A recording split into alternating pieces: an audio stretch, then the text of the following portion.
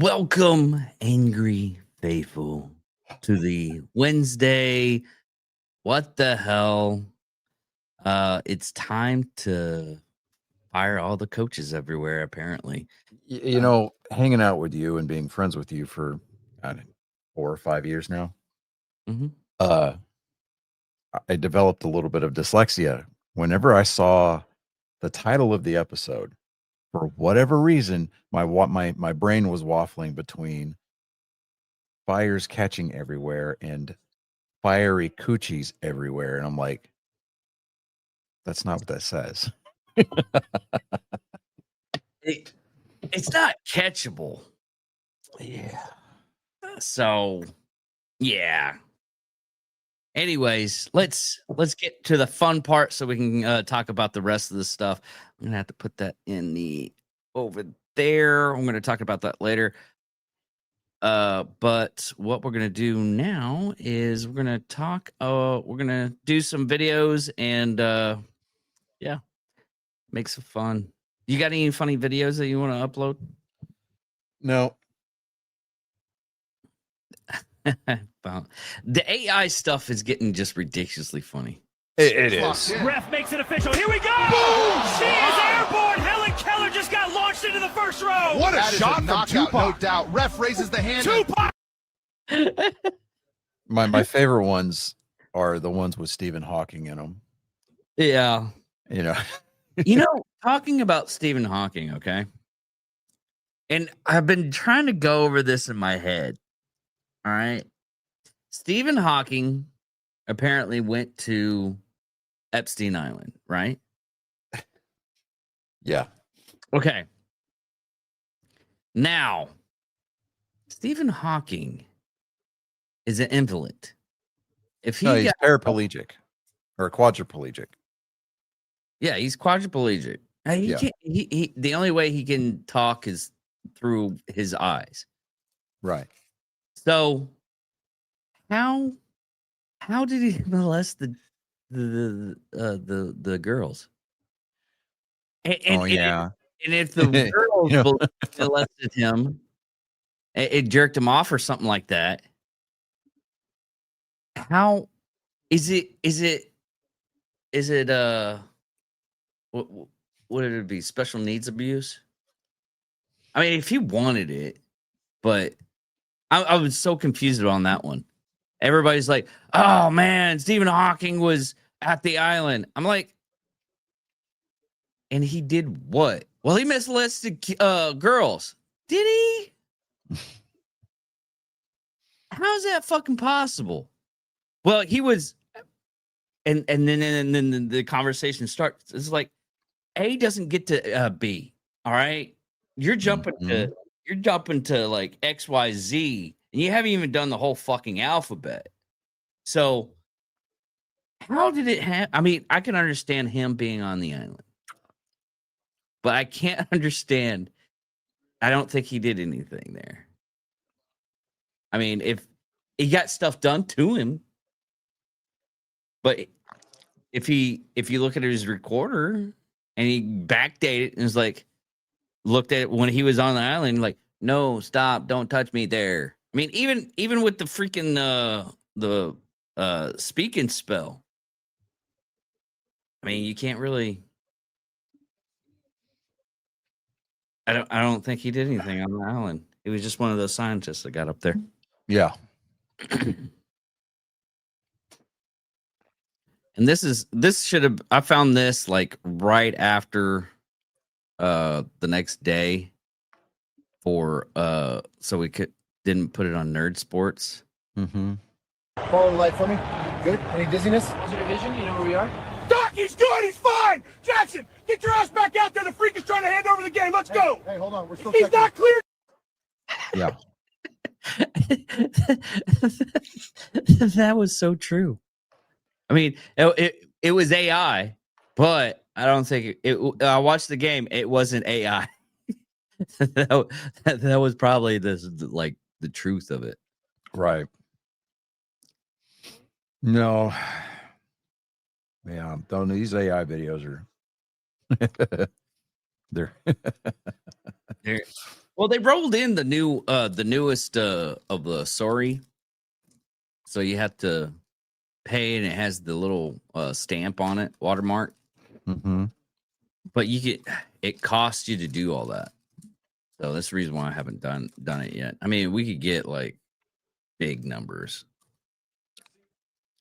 doing those, but I'm just because I got fucked up head and I can doing that with AI.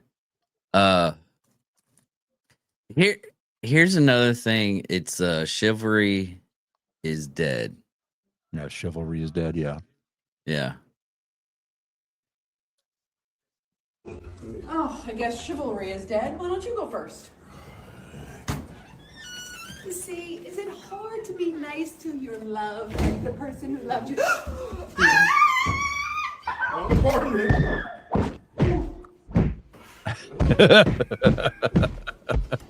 Let me go first. That's why I don't let the woman go first in the doorway. I stopped that a couple of years ago because I like to survey the room, make sure nothing's going on. True. I see other people doing it. I know you do it, and I'm like, shouldn't it have to be reversed? It should be reversed. And I walk in all the time, and I had a chick that I went to a restaurant with. She's like, "Why do you step in front of me when you open the door behind you? You keep the door behind you." I was like, "I got to make sure that everything's okay." She's like, "What do you mean? A woman's supposed to go through first?" I was like, "Okay, if you want to go in and they're shooting, and I back out, I can pull you back out. Do it that way. Right. And you're likely to get shot. But I got to survey the area. It's actually that way."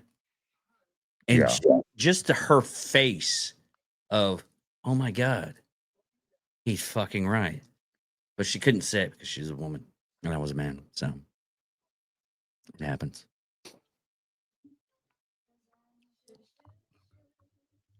Here's another funny one. The title of this is "You're Being Robbed, but They Forgot Your Grandpa Was an Electrician, German."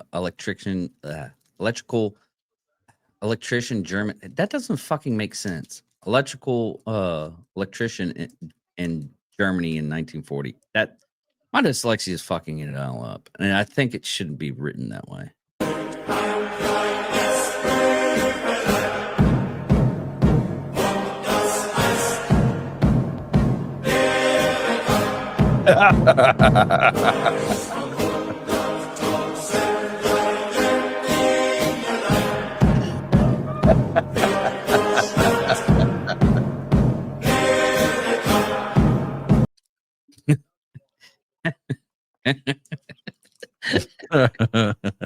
Damn it, man. Oh.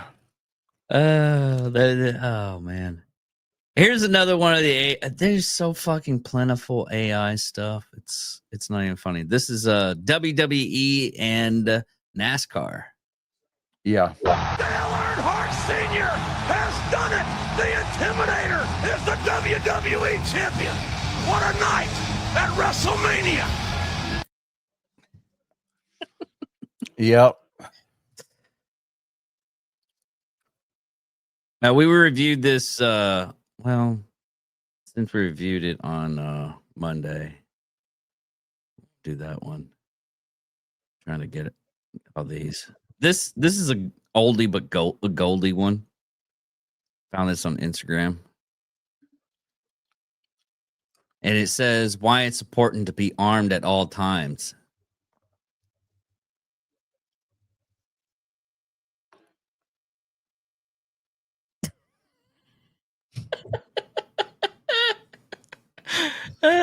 Basically, it's a dad jumping on a thing. The baby's flying, and the mom's trying to save the baby, but she doesn't have any arms.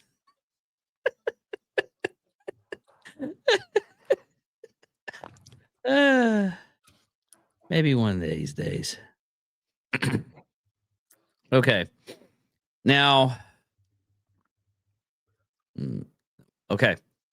Now going off what we missed on for Nerd Sports. Trey found this and he wanted to talk about it. But what it is a UTES. What's UTES? I know it's El Paso. Oh, University of Texas, El Paso. Yeah. UTEP. Reveals how financial pressure shaped NFL officiating. A study in El Paso, Texas, from the University of Texas El Paso division has uncovered how financial incentives may subdued shape officiating decisions in one of America's most iconic institutions, the National Football League.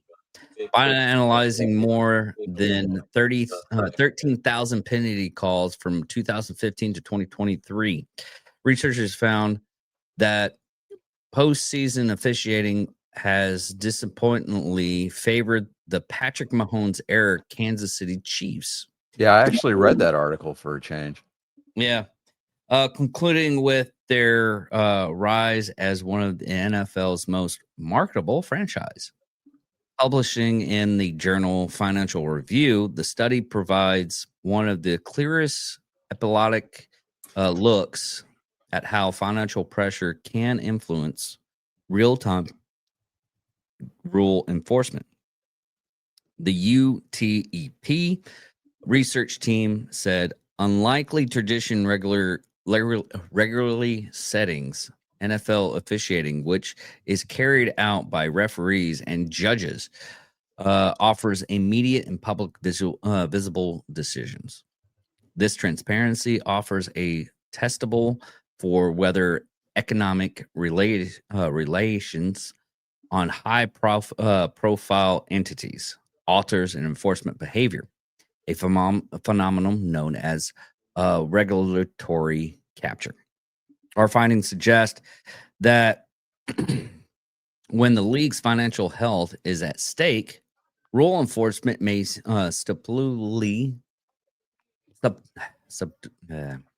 on. Hold on a second. I'm coming to your rescue here. Hold on. Subtly shift to protect market appeal, said Spencer Barnes, PhD, assistant professor of finance and UTEP. Woody L. Hunt, college business, and lead author of the study. The fact that the postseason penalties consistently favored one franchise while similarly demise showed no such pattern points to the powerful role of financial incentives in shaping supposedly indoor decisions. The study shows that during the playoffs, which the researchers team identified as NFL's most commercial valuable period, penalties against the opposing defenses of the Chiefs' offense were significantly more likely to desert on the first down, covering more yardage and fall into subjective category, such as roughing the passer and pass interference. And more importantly, these effects were absent for the Tom Brady era New England Patriots and other recent Super Bowl contenders, suggesting the phenomenon was unique to this Kansas City's emerging as television ratings powerhouse. This, Spencer explained, may be the result of financial pressure on the league stemming from the sharp decline in TV viewership and ratings during the politically charged 2015 to 2017, just before Patrick Mahomes became the Chiefs' starting quarterback.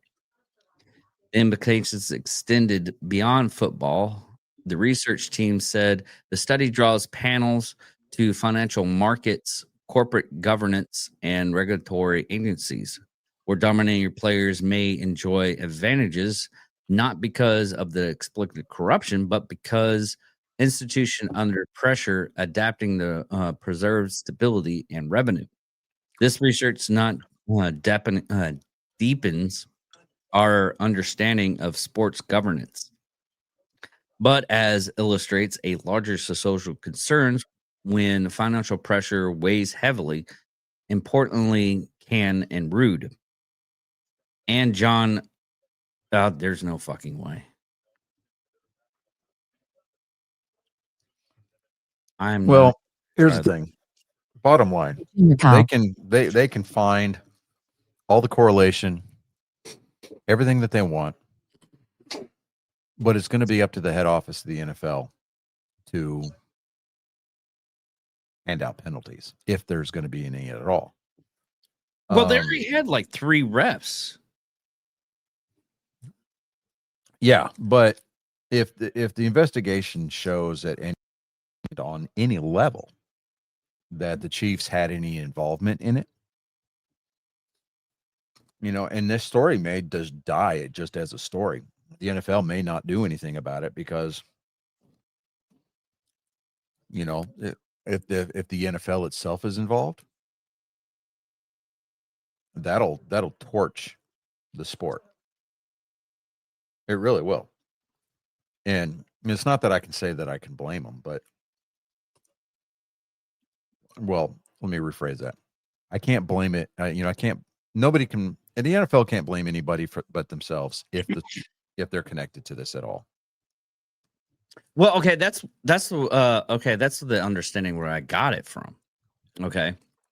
This all stems from NFL seeing that a team was losing a lot of money. So they boost the refs' calls and got them to basically win games so people would watch them. If that's the case, then the whole thing that everybody's saying the conspiracy that the NFL is rigged, it's starting to see that NFL's rigged. Yeah, well, I wouldn't go as far as to say rigged in the sense that everybody, because you hear it every year. The script. Well, it's always about the script, but I wouldn't put it past the front office for there to be some kind of corruption. And I know this is a hot take, but ever since they legalized sports betting and sport books have been sponsoring like athletes. They've been sponsoring naming rights on stadiums, or you see the commercials just constantly boom, boom, boom, boom, boom, boom. Yeah. Especially during the Super Bowl. Yeah. So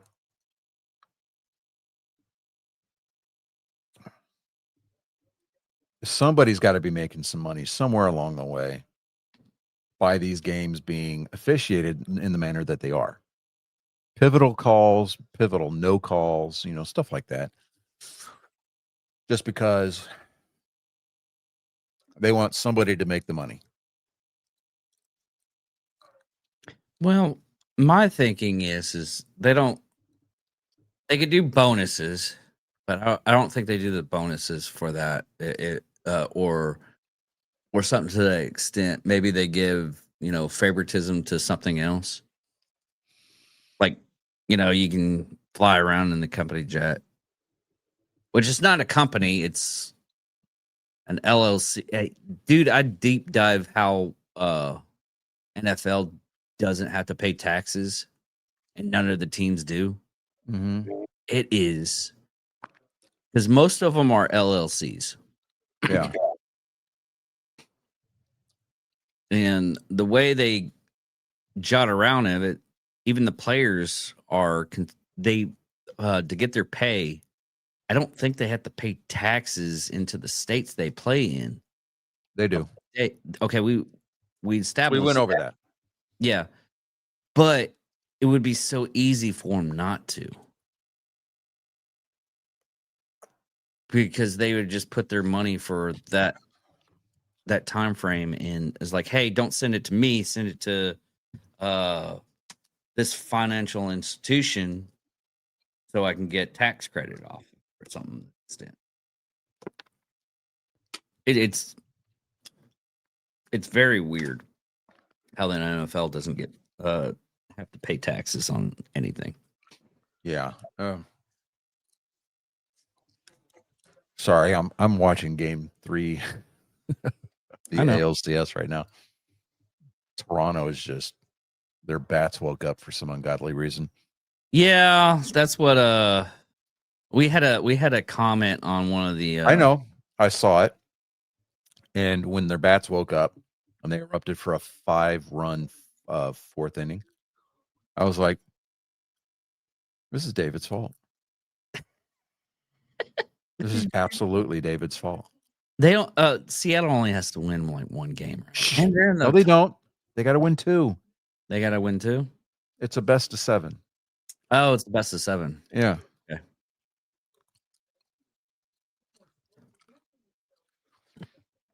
Yeah. So, my bad. So, college football. Yeah. Everybody hears about Black Monday, which is usually the day after the Super Bowl when you start hearing about coaches, head coach firings, stuff like that. Okay. Well, we had that about 10 hours ago. Well, not 10 hours. Coaches. No, well, let me rephrase. The CBSSports.com article dropped 10 hours ago. Oh, okay. So far, Kent State fired Kenny Burns in April for violations of his contract that included the use of his personal card for expenses. Now, Burns was a 1-23 in 2 seasons leading the Kent State Flashes, including an 0-12 record last year. Stanford, fired Troy Taylor amid allegations of mistreating female staffers. He posted a 6-18 record in 2 seasons with the program after coming to Palo Alto after a successful run at Sacramento State. He lost 8 of the last 9 games. The Cardinal hired Frank Reich, hell of a name, to serve as interim coach, which reunites him and Stanford general manager Andrew Luck. Reich coached Luck with the Indianapolis Colts for 1 season in 2018. UCLA fired Deshaun Foster. Foster, for only 3 games into his second season, the former All-American running back with the Bruins finished his tenure with a 5-10 record, including 3-6 in the Big Ten matchups. Virginia Tech with Brent Pry. His tenure at Virginia Tech came to an end following his team's 0-3 start. This decision came after the Hokies' 45-26 loss to Old Dominion, which was the 3rd straight by double digits. The Hokies were never ranked in the 3+ years of Pry's tenure as coach. Pry's predecessor, Justin Fuente, went 43-31 at Virginia Tech, but was fired after going 10-11 over his final 2 seasons at the helm. Let me see here. The Penn State's kind of weird to me because Penn State fired James Franklin 6 games into his 12th season with the Nittany Lions amid a disastrous 3-game slide. The number 2 team in the preseason AP Top 25 just 2 months ago. The Nittany Lions, because I can speak English, slipped to 0-3 in the Big Ten play following a stunning 22-21 home loss to Northwestern in Week 7, a game in which they were a 3-touchdown favorite. The massive upset was Penn State's 2nd in a row after falling at previously winless UCLA on October 4th, making it the first FBS team since 1978 to lose back-to-back games as favorites of at least 20 points. UAB fired Trent Dilfer. Dilfer was in his 3rd season there with the Blazers. Now, their decision came just one day after the team dropped to 2-4 on the year in a 53-33 loss to FAU. Dilfer was on track for a third straight losing season with the Blazers. All 4 of their losses this year came by at least 14 points, and only one of their wins came against an FBS opponent. So that's where we're at right now. And there's some others that are like notables here, like Didn't Fisher coach for A&M? Jimbo Fisher. Oh, dude, that was a couple years ago. Well, he got like a $75 million buyout. Well, that's the way it works in college. Yeah. If you're going to fire the head coach, you got to buy out the remainder of their contract.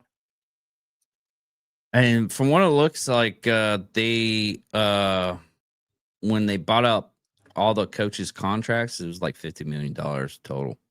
Well, the funny thing about Jimbo Fisher, the Texas A&M Booster Club donated the money to the school, and it just happened to be the amount that was the payoff on his contract. Because the A&M athletics department, specifically their football program, didn't have the money to buy out Jim Fisher's contract. So the Booster Club, the alumni, was like, bet, we got you. Here's a check. Now, get rid of his ass. Yeah.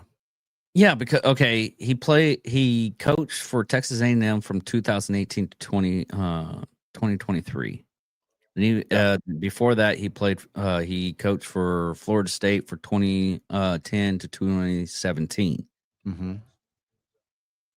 It's not saying that he got fired from Florida State, but I know we went over it. But yeah, dude, how much is he getting bought out on this one? Let me look here. Hold on. I'm doing that right now.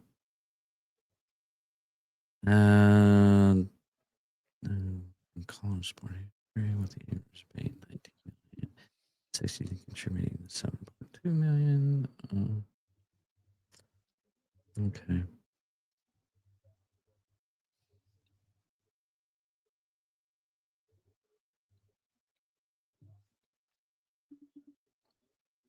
Okay. Top at a quick glance, Penn State owes him approximately $49 million. Yeah. Yeah, I just think it's funny because Jimbo Fisher's 2 years ago, $76 million, right? Well, And it was from what I looked at, it's payments. right. It's payments, but Still, I think Jimbo Fisher got that in one lump sum, and it was taxed to hell, right? But I just found it was funny because, there was this story that dropped out of Aggie Land. It was it's like Booster Club makes a $76 million donation to the Texas A&M football program.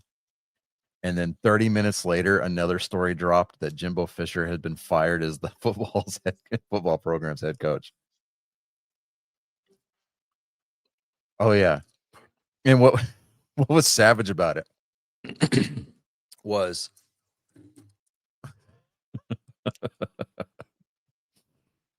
Jimbo Fisher during halftime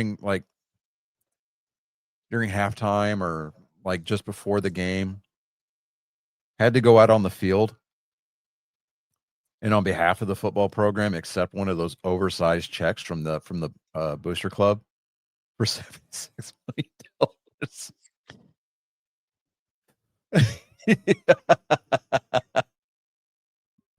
You're going to go out and you're going to accept the payment or the donation from the Booster Club that is fueling the university's ability to fire you.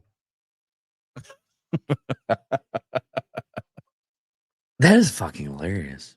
I do. That is like, that was the talk for a while. It was great because it was like, that is some like next level savagery, next level trolling on the part of Texas A&M. I Yeah. was just like, I'm here for the chaos, dude. That was great. But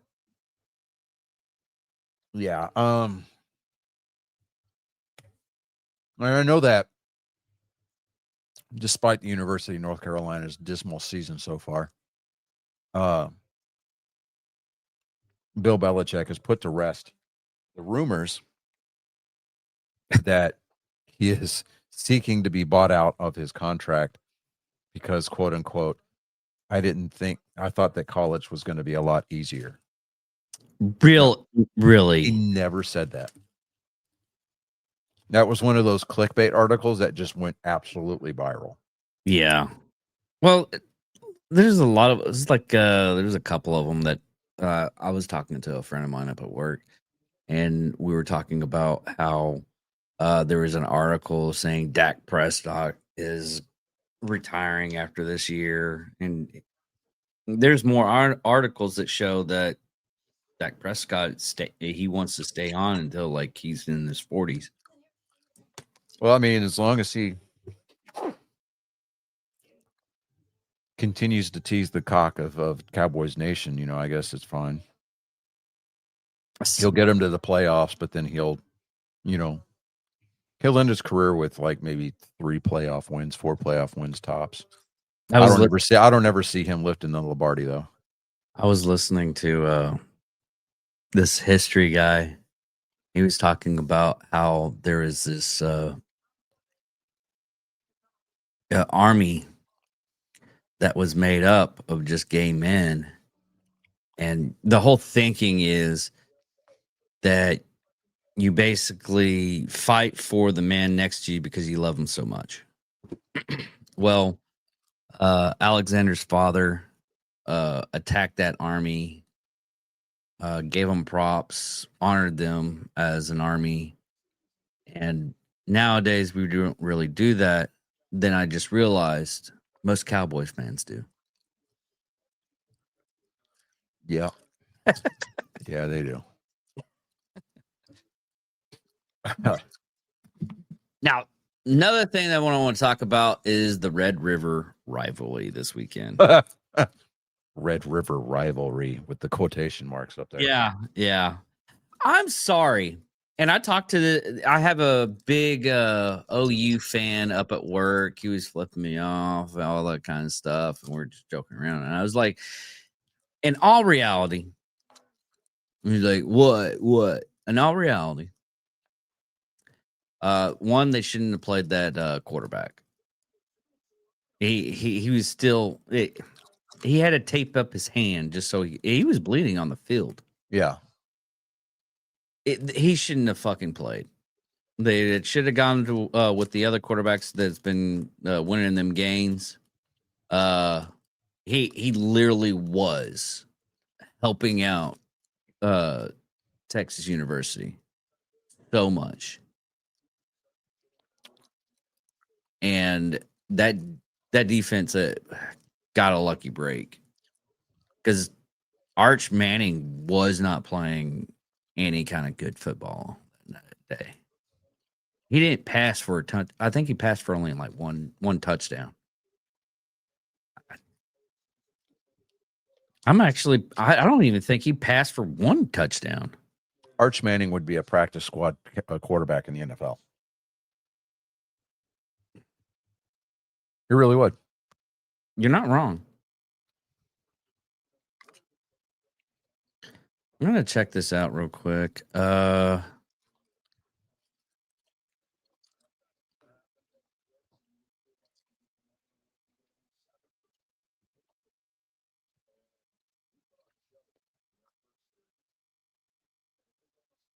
Passing touchdowns.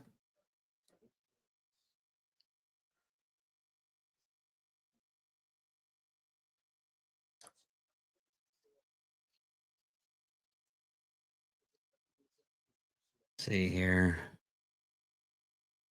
Manning played mistake-free football, completing 21 of his 27 passing attempts for 166 yards and a touchdown. So I guess he actually was playing. But I know a lot. I mean, I know the special teams and the defense was playing fucking better. at the end of the day, Oklahoma needed to show up and they didn't. I Yeah. mean, when you're the number 6 team in the nation, Yeah. I mean, even when Texas went undefeated last year, right? You know, well, no, they didn't go undefeated, did they? I think so. Anyway, they were having their stellar year, right? Their first year in the SEC. That was just last year, right? Yeah, The only time frame they lost was against Georgia. yeah. That's why during the Nationals I was like, I don't think I don't think Texas is going to make it throughout the playoffs. And you're like, why? Because of Georgia. Georgia's is the only team that's beat them that year. And when the trades came in and Georgia was knocked out, I was like, oh, Texas made it. They're going to make it to the second round. I knew they were going to make it to the second round. But it was their second game that I was like, they're not going to make it past the second, because I looked at the second game and there's no way. But that game is either a blowout or it's decided by a field goal. And more times than not, it's the former, right? So at the end of the day, I mean, hey, Texas won that game, great, but How is Texas ranked 17 in the coaches poll? They should know better. yeah, the coaches. I think the coaches were calling in a favor. I think so too. Ohio State is up number 1 right now, Yeah, and Texas A&M is number 4. but yeah, no, it's Oh, Texas is number 8. I'm so surprised at Texas Tech though.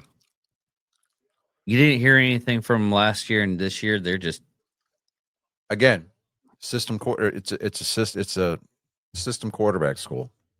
So, you know, they've traditionally had high scoring offenses.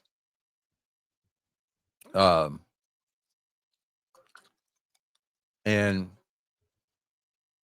when you get schools like, okay, so like Florida for the longest time was considered a system offense type school, right? Mhm. They were talking about that was one of the biggest reasons why Tim Tebow never made it. Like he never stuck in the NFL as a quarterback, because the way that Urban Meyer was coaching guys up in Florida wasn't conducive to a long NFL career. I mean, yeah, great. You were a dual threat quarterback. If you could be a pocket passer, and then plus on top of that, if you needed to, you could use your legs, right? Which Tim Tebow built more like a tight end than a quarterback. But you can't really take away what he did in the NFL. I just think that he was ostracized because of his faith. Pure, plain and simple. That's the hill I'm choosing to die on anyway. But all that aside,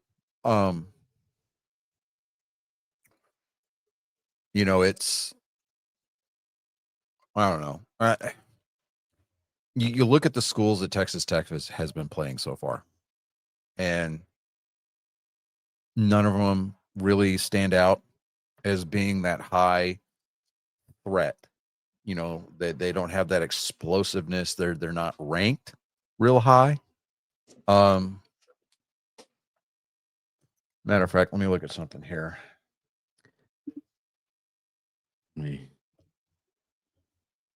I was just looking at Notre Dame stuff, but let me see on the Texas Tech. Okay.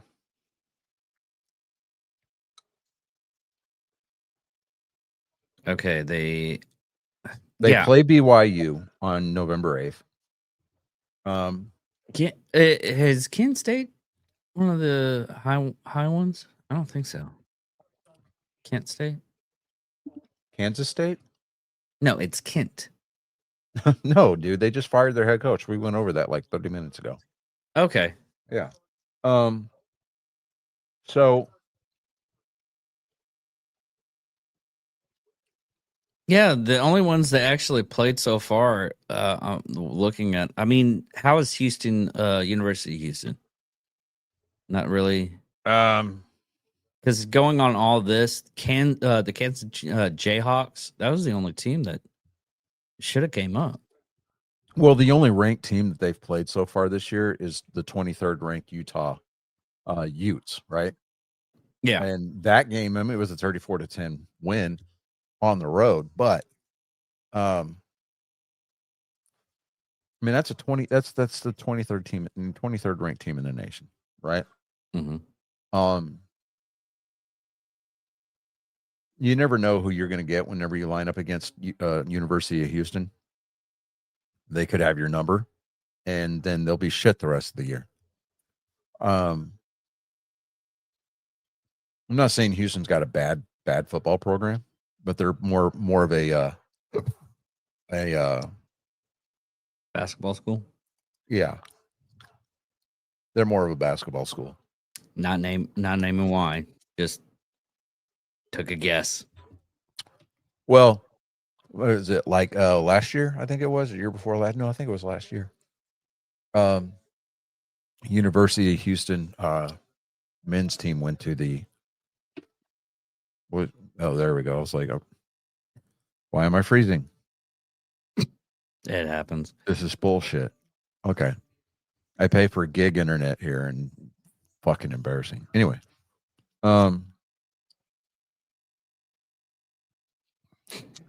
think the further that we get into the year, and then if Texas Tech makes it to the playoffs, they're going to get exposed. They are. Yeah. They're going to get exposed because their defense is respectable, but they're not elite, right? Yeah. And the offense is just exactly what the offense is. It's a system. It's a system system offense. They either run the West Coast or the gunslinger, and I mean they're all about putting up the points. They're about the deep ball, and you run into a defensive unit that's got a decent secondary and a solid linebacker core with an edge rush. You put pressure on that quarterback, nah, not happening. So, I mean, Texas Tech's two most like successful alumni here lately. Patrick Mahomes, obviously. Yeah. But Cliff Kingsbury, he was a quarterback for Texas Tech. He was a product of that system. He had a very short-lived career as a player, but he's been bouncing around between college and the pros as either a head coach or an offensive coordinator for since then. So I think Patrick Mahomes he's flourishing because, I mean, it's just raw talent that he's got. I mean, as much hate as he gets on our show, it's undeniable that he's got raw talent, right? He's just a freakish athlete, right? Mm-hmm. I think Andy Reid's system of offense, or method of coaching does a lot to help with Patrick Mahomes' longevity as a quarterback. You're absolutely right on that one. So, and it may be one of those situations where after Andy Reid retires, we may see a monumental drop off in Patrick Mahomes' numbers. We might. But I mean, that's a tale that time will tell. Yeah. Now, the other one that I want to talk about, I do want to talk about Texas A&M. I'm looking at their schedule right now. I think they really went into the third week. That was their big win, in my opinion. I don't know if they're going to be able to do it again, because that was like slim to none. It was 1 point over. It still won them the game, but Well, they're playing Arkansas this weekend. Yeah. Arkansas, even though they're unranked, they can be a little they can be a little problematic. they haven't really been showing Their up. biggest test, honestly, Week 9 is going to be week 9. They're going to be going to Death Valley to play LSU. And that's going to be a game that we're either going to have to we're going to either have to endure the insufferableness that is Trey, or we're going to hear radio silence. No, And with the way that LSU's been playing, I would almost put money on the fact that he's going to be kind of quiet. He may say like that game was bullshit or something. yeah. But after that, Missouri. I mean, Missouri is lucky to be ranked 16th in the nation. Then they go out and they play South Carolina. They host South Carolina. Samford, which, I mean, that's just a powder puff game, basically, right? Yeah. I wonder how much they're getting paid. Probably a good amount. But and of course, then you got the Southwestern Classic at the end of the year, Texas at Texas University. Yeah. Yeah, I know I'm saying that correctly. So for the people in the comments, go fuck yourself. I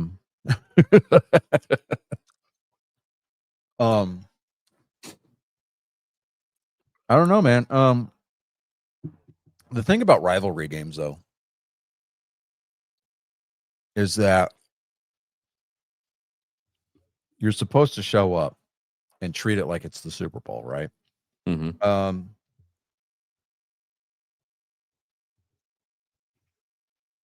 Texas has had more than its fair share of being the bitch child of Oklahoma for a while, even though Oklahoma gets a majority of its players from Texas high schools.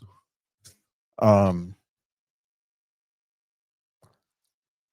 with Texas injecting themselves into the SEC last year, you know, this is state bragging rights.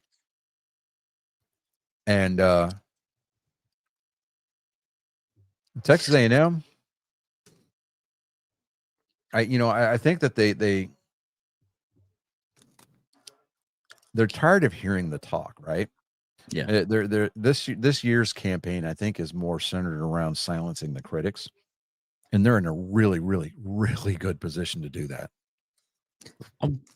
I'm okay for the national championship. I know this is going a little bit too far ahead. I think Texas A&M is going to make it. Well, they're going to make it into the playoffs. Yeah, they're going to make it unless they shit the bed between now and the end of the year. They'll qualify for the playoffs. Okay. Here's the thing with that, though. The reason why I say it's too early to say something about that is because of the fucking trading pool. Or the portal? Yeah. Well, the portal because really doesn't go active until the end of the season. It really doesn't. Then how come Georgia lost and Michigan lost most of their team after the end of their season? But it was in December, and then they didn't even get to go through because their season was over. And actually, it's the regular season, not necessarily the playoffs, because you can get there were a number of players last year that were entering that declared for the draft. They didn't play in their they did not play in their bowl games. Oh. Dude, because at that point, the bowl games are not going to help their draft stock, but it can definitely hurt their draft stock. Yeah. So the portal doesn't become open until the end of the regular season. Okay. So, but I think we're Texas A&M. They recruited well out of the portal this year. And these players, they have bought into the head coach's system. They really have.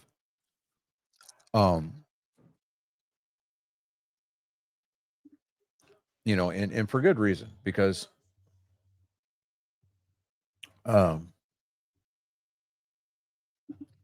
with Mike Elko, he was the head coach from 22 to 23. He was the head coach at Duke. Mhm. And he was the defensive coordinator at Texas A&M from 2018 to 2021. So he's got head coaching experience. He's got experience in the Aggie system. Just now that he can run it, he can call the shots. This is his second year in, you know, with his system in place. And they didn't have a bad year last year. They had a winning season last year, if I remember correctly. But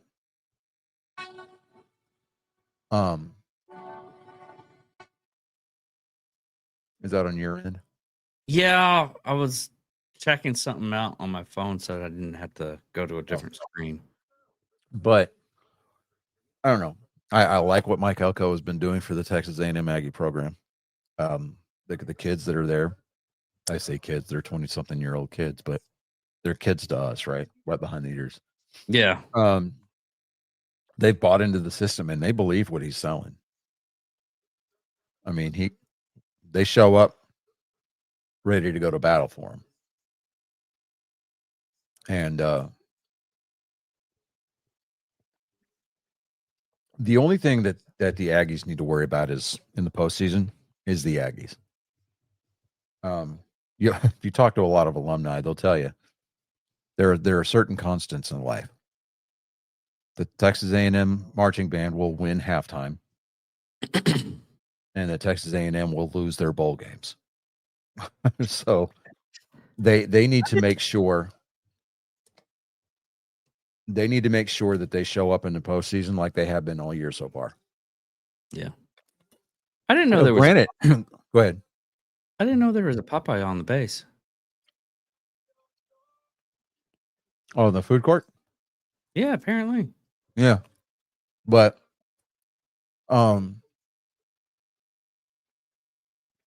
fuck, what was I gonna you just completely Sorry about that. I'm baffled. my brain just completely dropped out of gear because you got me thinking about fried chicken now. I'm like, fuck, dude. Fucking I want fried chicken. But no, I'll tell you what, this will be a hot take. It'll get some hate and dissension in the comments. For my money, I will fuck with Church's chicken way more often than I will for Popeyes. I like the spiciness of Popeyes. I love Church's chicken. Hands down. But Church's chicken, though, dude, it's got, it's crispy. Yeah. Right? It's got good flavor. Mm-hmm. And it's got that right amount of grease where your arteries are going to get semi-clogged, but you're okay with it, right? Mm-hmm. The Popeyes, man, it's just, to me, they're all about the breading, and they don't care anything about the meat. I basically get the chicken strips, but I don't like getting it. I don't like going to like Popeyes in the middle late at night because it's all going to be a little bit burnt or No, you go it's still in the either thing. first thing during the lunch rush or right in the middle of the afternoon. Yeah. So, I was like, that's with any place. I don't like Chicken Express anymore because most of their freaking tenders are burnt. I'll fuck with Golden shit, but Chicken Express, no. Chicken Express goes through you quick, dude. It's like shit through a goose, right? I mean, if I get it constipated, yes, I go to Chicken Express. Right. Yeah. You're right on that. But with I mean, one of the things Chicken Express has got going for us, they don't upcharge you to replace things with breasts, right? Oh yeah, Like yeah, me, yeah. when I do go, I get like the 2 or 3 piece, and I'm like, hey, all breast, and they're like, cool, bet, I get it, all 3 breasts. I'm like, sweet, you know, take me But to the bar on Mars and Total Recall, and I'm good, you know. yeah, but they don't clean their grease traps like they should, and most Well, of none them. of them do. None of them do. No, some of them actually do a little bit better job Well, at I it. would say specifically in Wichita Falls. I mean, case in point, Long John Silver's, which is why we don't have, y'all don't have one anymore. Yeah, we do. Okay, it's not visited very, very much. Yeah, actually, it is the new one. Really? Yeah. Okay. Well, Well, new new ma- okay, new owner or something? new owner or franchise change. I don't know what it was, but they tore down the old building. Thank God.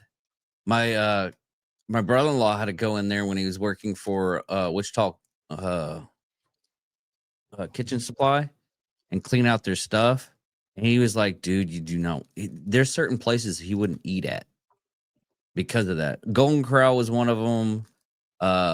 Long John Silver's was the other, and a couple other places. But he wouldn't eat at because of the roaches and everything. The Yeah, Blue we got Jays, rid of. the we Blue got- Jays bats have come alive officially. It is 8-2 in the top of the 6th. Jesus. Yeah. My bad.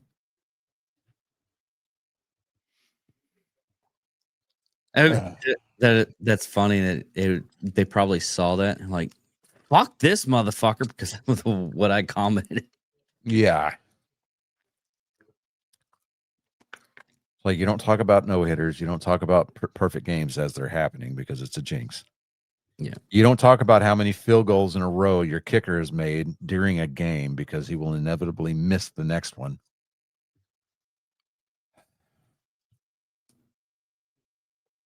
I'm done talking about To that. quote Michael Scott, I'm not superstitious. I'm just a little stitious.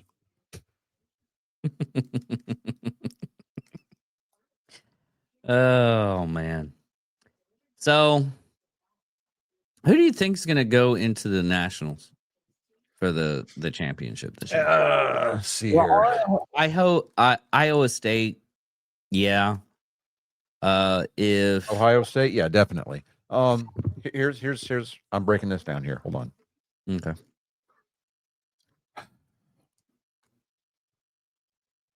Georgia's going to make a bounce back. They're going to bounce back.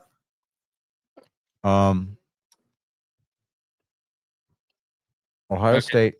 How many of the top how many Hold of on, hold on. I'm getting there. Ohio State, Okay. A&M. Unfortunately, Alabama's going to be there. Yeah. Miami. Miami will be there. Texas Tech will show up, but they'll be a one and done, right?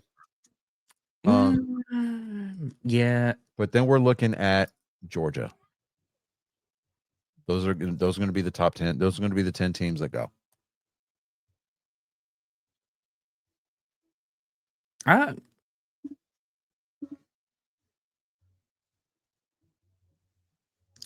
I kind of I was kind of hoping Florida State.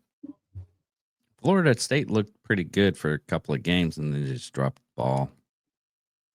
Well, it's a 12 team format. Florida State, dude, they're not even ranked right now. No, they're ranked 19. I'm looking at the AP poll. Really? Yeah. They're not ranked on the AP poll? No. Unless you're talking about South Florida. No, I'm talking about Florida State. Jesus, you're right. They're not even on the I'm looking at what am I looking at? Dude, they've lost like 2 or 3 in a row. Huh. But Yeah, if we're talking a 12 team, if we're talking 12 team format,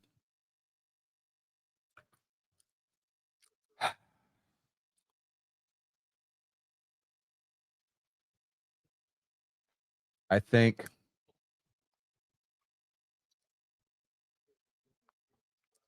Tennessee will sneak in along with Oregon. And that's it. You don't think LSU? No. No.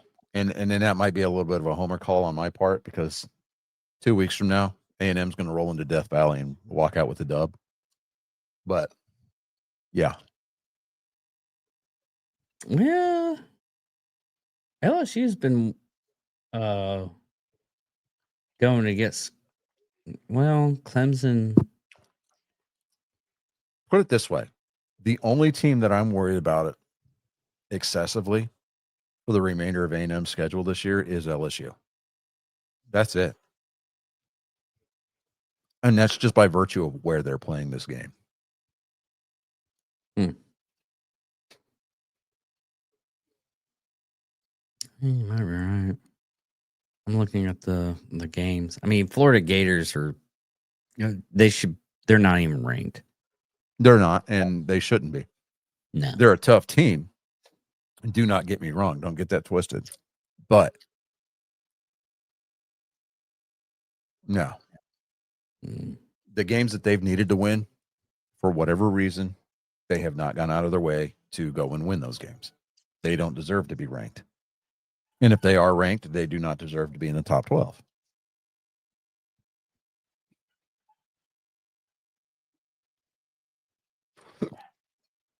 And it would appear that both the coaches and the AP poll would agree with me because they're ranked in neither poll. Yeah.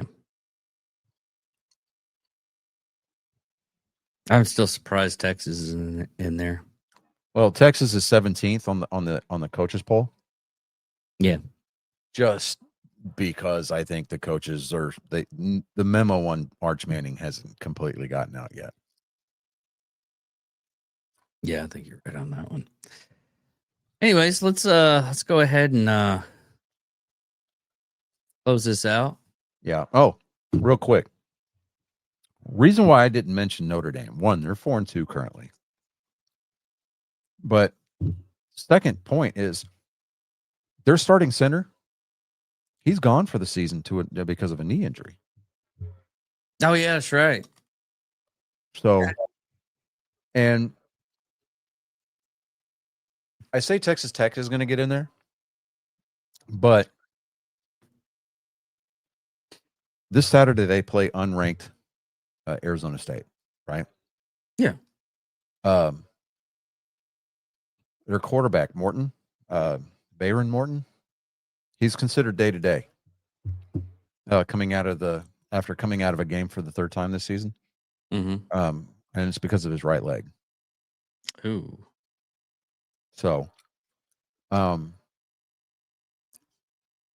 they tape him up and they've got, him.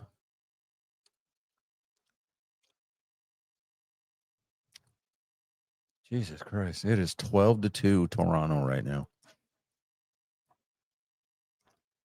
Just push this one under the rug, unless you can come back and start tomorrow. It's gonna be Mariners in 5, fuck it, whatever.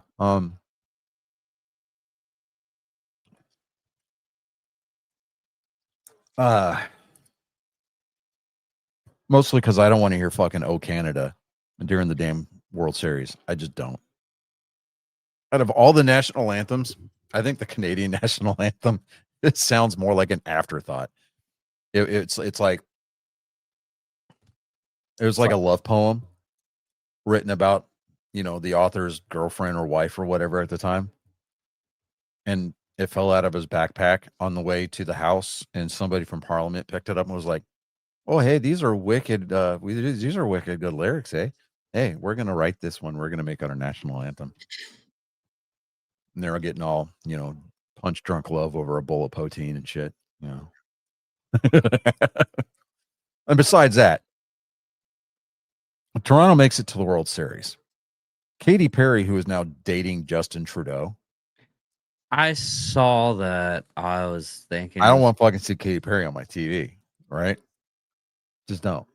I don't want to see Justin Trudeau at all. Both of them can drop off the face of the earth, and I'll be happy. I mean, Or impartial. I don't care.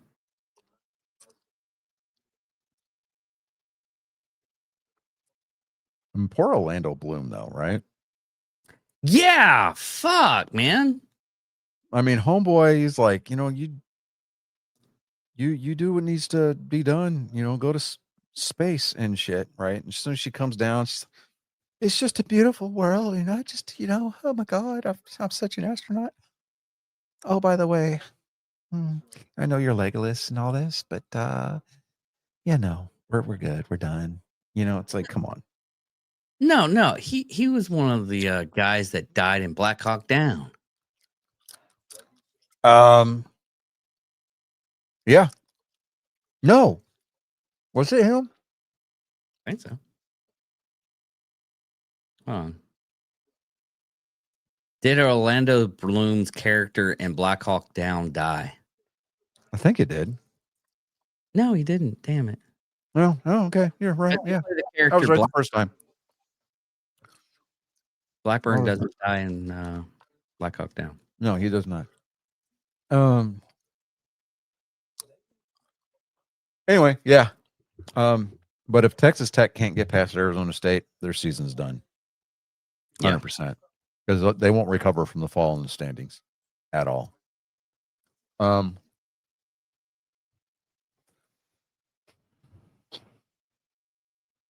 If they slip out,